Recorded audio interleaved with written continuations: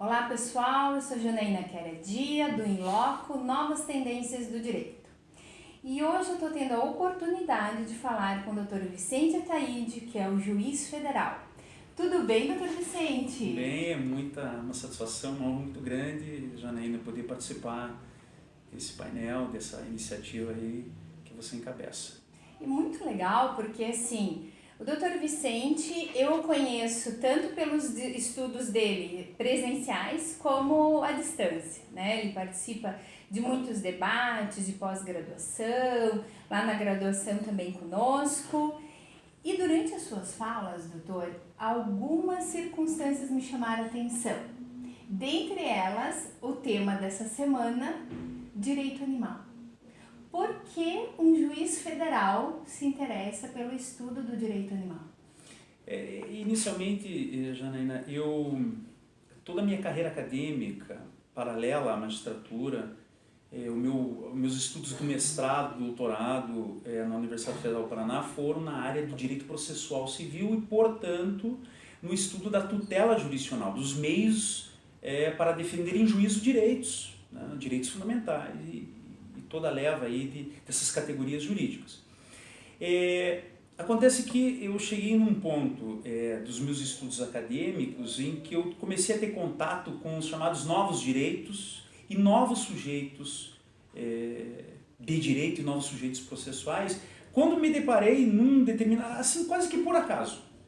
Colegas, debates, interlocuções com outros colegas de estudo, e me deparei com um questionamento se animais, por exemplo, um cão, um gato, um gorila, um chimpanzé ou um gorila de circo, um elefante de circo, poderia ser parte num processo judicial.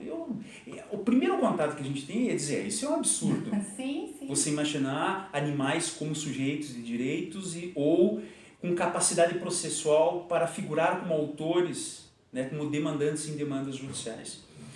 Mas isso me deixou com um ponto de interrogação e eu comecei através dessas interlocuções com outros colegas e outros professores de outras universidades, eu comecei a ler um outro texto, consultei a Constituição Federal e me deparei com uma regra na Constituição que me chamou muita atenção, que é a regra do artigo 225, parágrafo 1º, inciso 7, que é a regra da proibição da crueldade contra animais. Isso está escrito na Constituição Federal de 88, que agora completa 30 anos.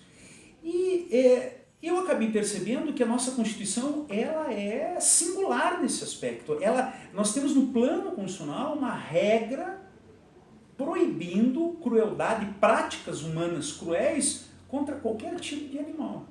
E eu pensei, bem, para nós que estudamos direitos fundamentais, para nós que estudamos princípios constitucionais, bem, uma consequência mais ampla, uma eficácia mais intensa deve decorrer dessa regra que praticamente a única que nós temos em textos constitucionais, né, em termos assim de direito comparado.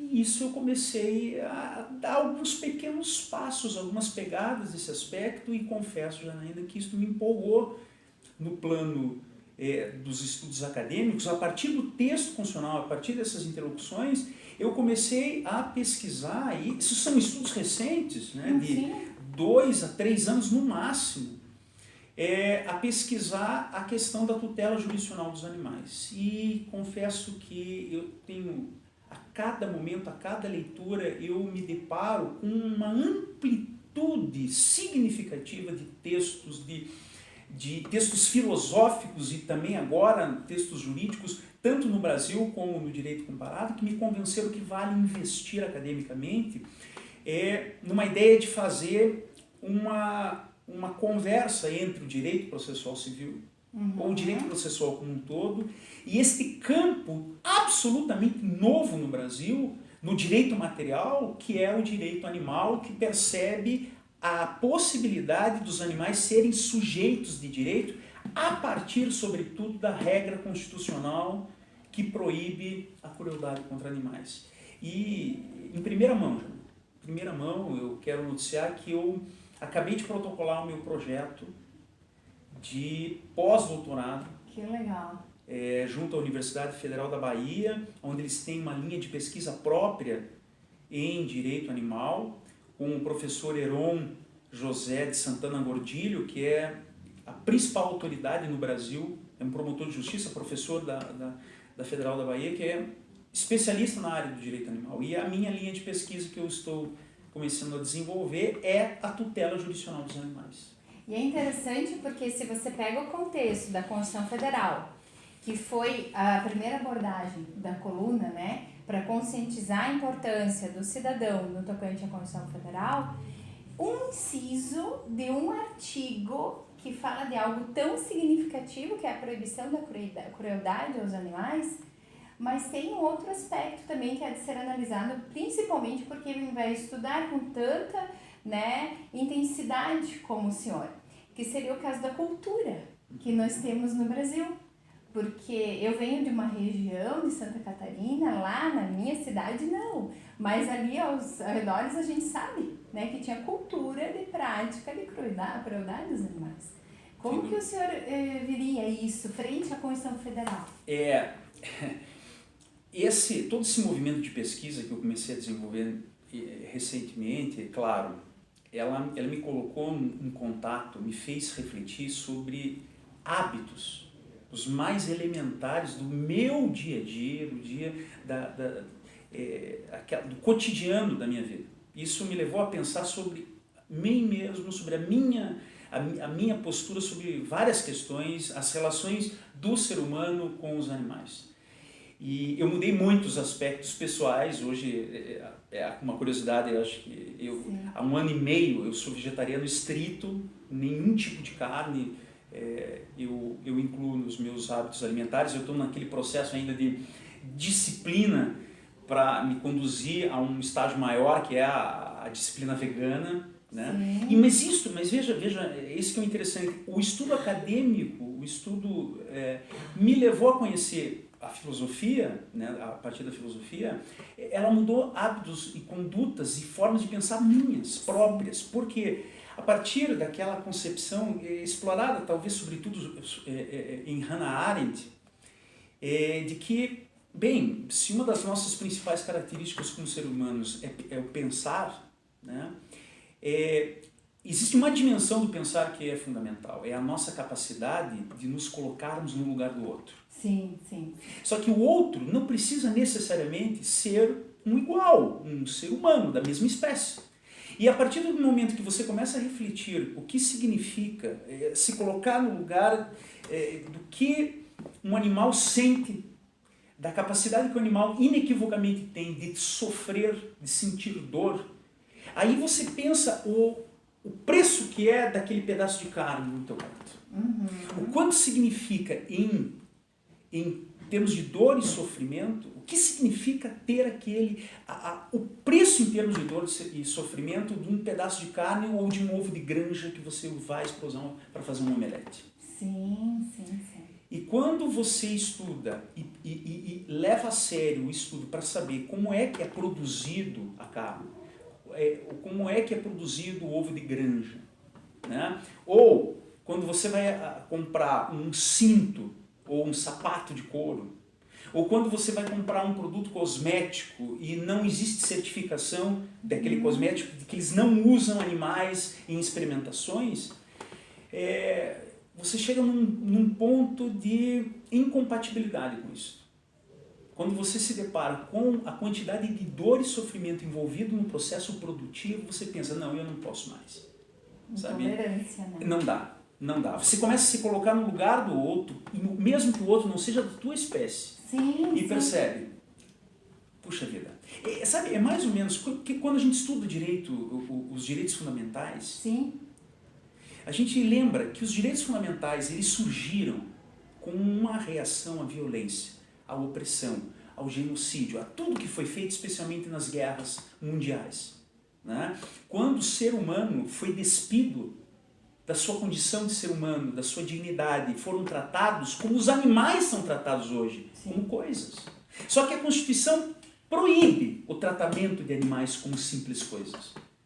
Os animais não são seres supérfluos, como nós tratamos Sim. pessoas durante o nazismo, o stalinismo e outros sistemas totalitários. O sistema de tratamento dos animais na exploração industrial é muito semelhante ao sistema totalitário. Né? E nós somos induzidos, lamentavelmente, a não pensar sobre isso. É até uma forma de individualismo, né? Então, assim, a minha vontade, o meu prazer, a minha satisfação, desde o momento que eu vejo um animal na minha frente sendo maltratado, e para mim aquilo é divertido. Até o alimento, como o senhor mesmo falou, né? Eu tenho a impressão que foi o Paul McCartney que... Tenho a impressão que foi o Paul McCartney que disse que ficou, uma frase que ficou de certa forma famosa, que se os matadouros, frigoríficos matadouros, fossem feitos, tivessem paredes de vidro, ninguém mais comeria carne. Sim, sim. Se você tomar contato, e hoje é possível, existem vários vídeos no YouTube, o Instituto Nina Rosa, tempos atrás, publicou, tem várias publicações para mostrar como é a produção da carne e a quantidade de dor física e psicológica envolvida na produção, não só da carne, como na vestimenta, como no produto cosmético, enfim, em vários setores da produção. Mas em relação a todos os animais, sim, sim. Essa é uma preocupação. E o dado é que agora, nesse momento, o direito animal como disciplina jurídica e não como preocupação apenas ético-filosófica, está se consolidando no Brasil. A partir da Constituição, a partir da teoria dos direitos fundamentais, e veja, né, nós estamos já construindo direitos fundamentais de uma nova dimensão. Quarta. É a conscientização nossa, né? Uma nova dimensão. Então, eu digo que eu não sou ainda vegetariana, eu ainda curto uma carninha. Mas depois da sua fala, teve lá no simpósio da BD Concha, agora, recentemente, por isso que, partindo da Constituição Federal, a gente traçou, né, um paralelo com a importância dos advogados, e um dos primeiros assuntos que foi esse abordado, até o Dr. Vicente já se colocou à disposição no primeiro momento em que foi apresentado esse projeto da coluna, mas a preocupação com a temática, né? E eu lembro que aquela sua fala me despertou também o interesse para a tutela, né, jurisdicional, a tutela processual dos animais. Como tratar disso? Tem alguns casos que estão submetidos à jurisdição envolvendo o direito animal. Aliás, o Supremo Tribunal Federal, desde os anos 90, tem precedentes importantes. Foi no Supremo que a primeira decisão importante sobre direito animal, proibindo, com base nessa regra constitucional que proíbe a crueldade, proibindo a farra do boi. Sim, sim. Em Santa Catarina. As ADINs que declararam a inconstitucionalidade de leis que permitiam, tentavam regulamentar a rinha de galo. Mais recentemente, 2016, 2017, o Supremo Tribunal Federal considerou inconstitucional uma lei do Ceará que tentava regulamentar a vaquejada. Sim, sim. O Supremo disse, olha, existem dados empíricos que demonstram que a crueldade é íncita à atividade da vaquejada. Não existe vaquejada, não é possível garantir bem-estar dos animais na vaquejada. Porque faz parte dessa atividade você tratar com crueldade os animais. Veja que interessante. E a sua fala vai muito de encontro com aquela que já foi colocada no canal da doutora Alessandra Galli. Sim. Que também tem uma grande amiga também, tem essa preocupação. É um tema polêmico, doutor, é um tema, como o senhor disse, que ainda está em fase, construção, né, de elaboração. Nós estamos na fase de construção dogmática. Sim. Porque nós estamos num momento de afirmar os animais como sujeitos de direitos, estabelecer que, a partir da Constituição, é possível dizer que animais têm direitos, têm um catálogo mínimo de direitos fundamentais, porque eles têm dignidade própria. E a partir daí, no plano do direito material, nós temos tudo para construir quais são os direitos que nós podemos atribuir aos animais, a partir da Constituição especialmente, E num outro passo é aprofundar os instrumentos processuais Isso mesmo que eu de ia defesa. perguntar. E como que fazemos isso processualmente falando? Esse é o objeto, o meu objeto do meu pós-doutorado é a capacidade processual dos animais. Que interessante. Como eu pretendo estudar, inclusive, as experiências do direito comparado, dos países que já modificaram seus códigos civis para dizer que os animais não são coisas, e saber o quanto que isso representa em termos de avanços da tutela jurisdicional. Um caso que foi judicializado recentemente no Brasil, em São Paulo, a proibição foi judicializada, ainda isso está em discussão, a exportação de animais vivos, de bois vivos, né? Navios levando 25 mil bois para serem levados para a Europa, para serem abatidos dentro daqueles procedimentos religiosos muçulmanos, etc. Né? Mas a crueldade que existe nesse transporte de você, são animais que não... Muitos animais morrem no transporte, na travessia oceânica, em função das condições. Isso foi judicializado. A primeira liminar deferida pela Justiça Federal, o juiz federal de São Paulo, afirmou que os animais são sujeitos de direitos. O procurador da República, que deu parecer favorável a essa liminar, também afirmou no mesmo aspecto. Não. Né? Então, já existe o direito animal nos processos judiciais. A questão é a gente aperfeiçoar a um ponto que, como já aconteceu, de um animal poder ser titular de direitos no processo. Ele, um indivíduo, como aconteceu na Bahia, em que houve um habeas corpus para tentar liberar uma chimpanzé, a chimpanzé suíça, é um caso de repercussão internacional, que estava sendo submetida a maus tratos.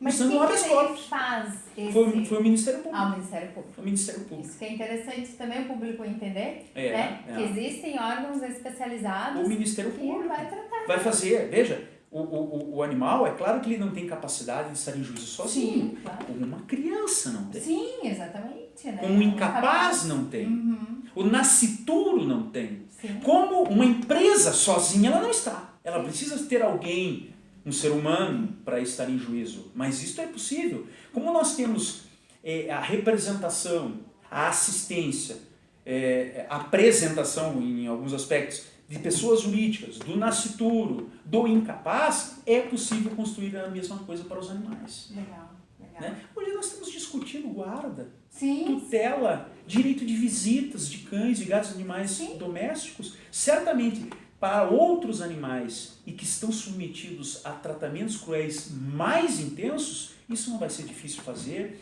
E esse é o objeto das minhas pesquisas acadêmicas atuais. E até já quero lançar uma proposta para o Dr. Vicente, diante de toda essa explanação, que sempre mantenha o nosso canal atualizado, claro. Sempre nos mandando, e aí tem toda a liberdade, onde quer que esteja, faz um vídeo, faz uma chamadinha para nós, nos encaminha. Eu faço questão de postar tanto no canal do YouTube como no Paraná Portal. E fazer um convite ainda para o pessoal, lembrando, a gente vai lembrar posteriormente, mas em dezembro nós faremos o In Loco, Livraria da Vila, com especial Direito Animal. Então, assim, doutor, nos mantenha atualizados. Sem dúvida. Eu já quero dizer, Janaína, eu quero me colocar à disposição de todo o público, de todos aqueles que se interessaram pelo tema, podem me mandar um e-mail, no meu e-mail da universidade, vicente.junior, por extenso, @ufpr.br. vicente.junior@ufpr.br. Eu tenho um kit Direito Animal. Que legal. Com os principais julgados, artigos, uma relação bibliográfica. Né? Todos aqueles que se interessaram pelo estudo, eu mando o kit com o maior prazer, sem nenhum... para todos aqueles que nos procurarem, nós estamos à disposição para divulgar as nossas pesquisas e a ideia, a causa do direito animal no Brasil. Muito legal, fica aí a dica para quem curtiu. Aqui o espaço ele é bem democrático, você pode indicar sugestões de temas e tudo mais, né? A ideia é demonstrar que a Constituição está ali e que depende de cada um de nós fazer valer, dar vida à Constituição. Como eu mencionei em uma das minhas escritas, criticar de bracinhos cruzados é muito fácil. Mas assim, o que nós temos que fazer é dar efetividade. É isso mesmo. E doutor, assim, uma mensagem então final para quem gosta e curtiu esse assunto tão legal. Quando nós começamos a pensar na questão da situação dos animais no mundo, eu devo advertir, não é algo fácil.